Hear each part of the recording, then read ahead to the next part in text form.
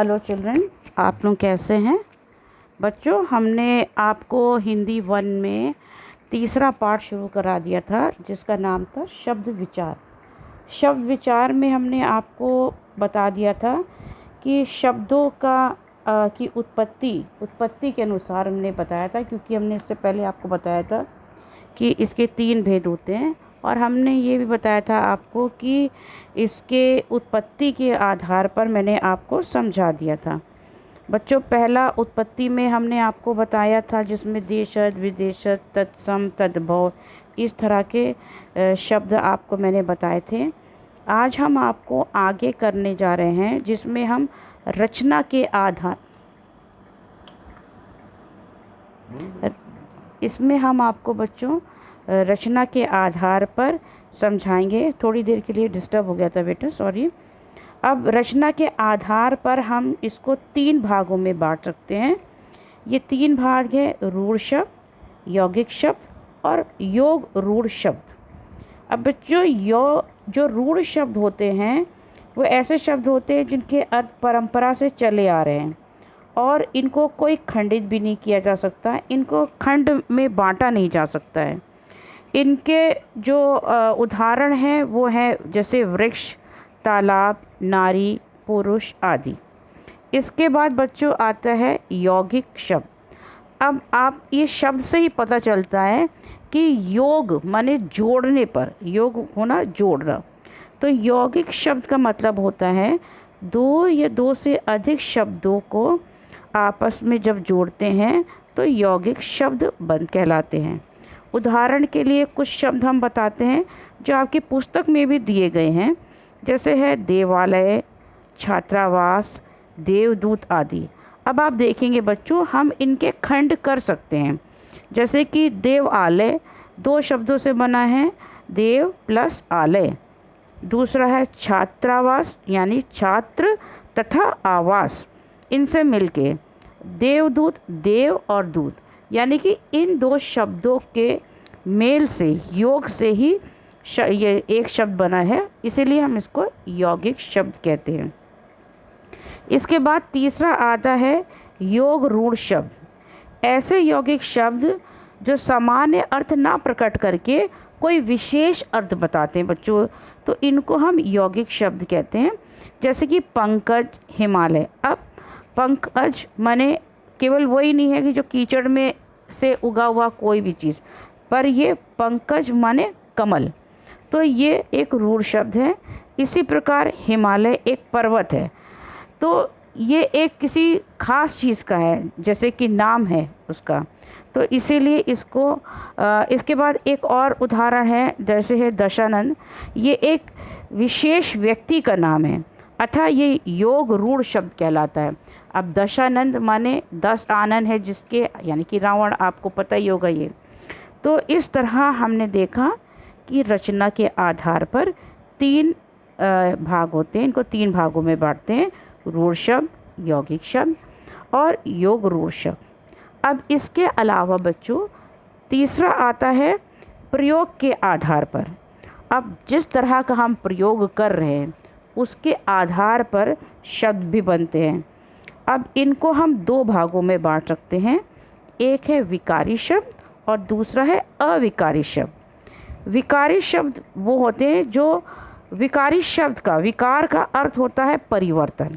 तो जिन शब्दों में से लिंग, वचन, कारक अथवा काल के आधार पर रूपांतरण हो, मतलब कि अगर जो शब्द, ऐसे शब्द जिन पर काल, लिंग, वचन, कारक का प्रभाव पड़ता है और उनके हिसाब से ये बदल जाते हैं, तो वो विकारी शब्द होते हैं। और जिस तरह की, जैसे है कि संज्ञा है, लड़का है, लड़के हैं, लड़कों हैं, लड़की है, लड़कियां, मतलब ये बदल रहा है। उसी तरह जैसे सर्वनाम आप ले लें, उसमें भी कई प्रकार है, मैं, मेरा, हम, मुझे। विशेषण पीला, पीली, पीले, मतलब एक ही शब्द के कितने रूप हैं, तो ये है जो बदल रहा है, ठीक है, इसमें प्रभाव पड़ रहा है। संज्ञा, क्रिया, सर्वनाम, संज्ञा, कारक अथवा काल या लिंग का प्रभाव पड़ रहा है, उसके अनुसार ये बदल जाते हैं, तो इसलिए विकारी कहते हैं, इनमें विकार आ जाता है। लेकिन जब शब्द नहीं बदलता है, जब उसमें कोई विकार नहीं आता है, तो वो अविकारी शब्द होते हैं। जिन शब्दों का रूप नहीं बदलता है, वे सदा एक समान रहते हैं, उन्हें हम अविकारी शब्द कहते हैं। और इन्हें अव्यय भी हम कहते हैं। अब आपने पहले के कक्षाओं में पढ़ा होगा, ऊपर हमने आपको विकारी में बताया था, संज्ञा, सर्वनाम, विशेषण, क्रिया, ये सब आप पढ़ चुके हैं। अब दूसरा भाग जो अविकारी है, वो भी आप पहले की कक्षाओं में पढ़ चुके हैं, जिनमें आता है क्रिया विशेषण, जो जैसे बताता है आपको अभी, इधर, पीछे। संबंध बोधक, जो संबंध बनाते हैं, के नीचे, के बाहर। समुचय बोधक, लेकिन, किंतु, इसलिए, और। विस्मय आदि बोधक, ओ, अरे, छी आदि। और निपात, ही, तो, भी। निपात वो शब्द होते हैं जो वाक्य में कुछ ऐसा शब्द होता है, निपात वो होते हैं जो में हम जोड़ दे के बोलते हैं, तो वो हमारे विकारी शब्द होते हैं।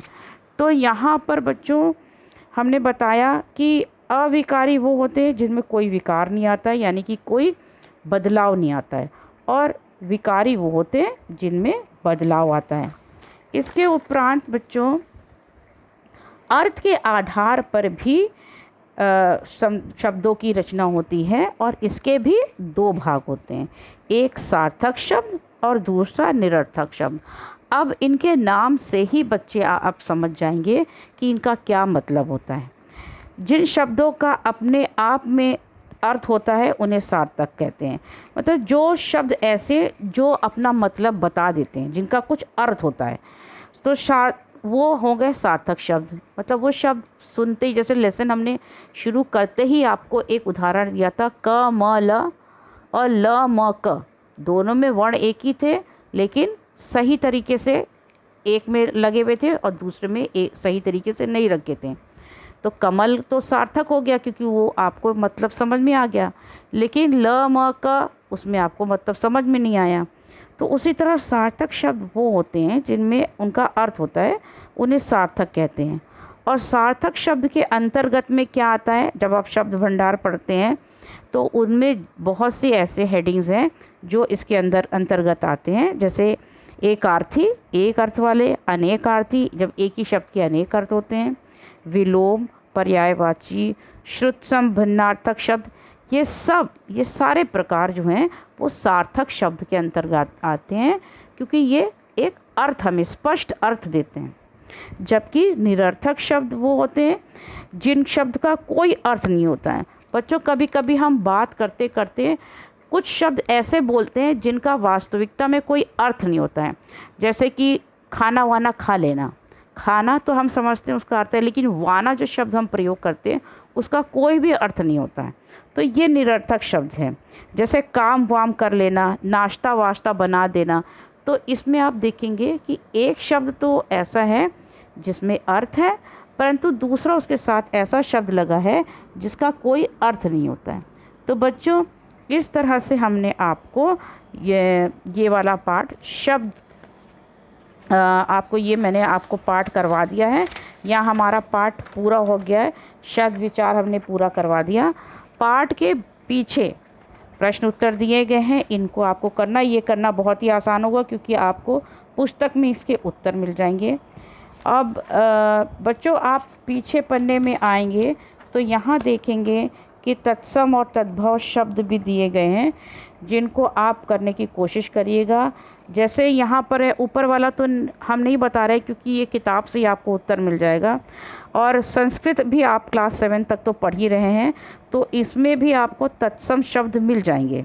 दूध का दुग्ध हो जाएगा, सीख शिक्षा, सात सप्त, कुआं का कूप हो जाएगा, धीरज का धैर्य, नाक का नसिका, भाई का भ्राता, हाथ का हस्त, रात का रात्रि और मक्खी का मक्षिका।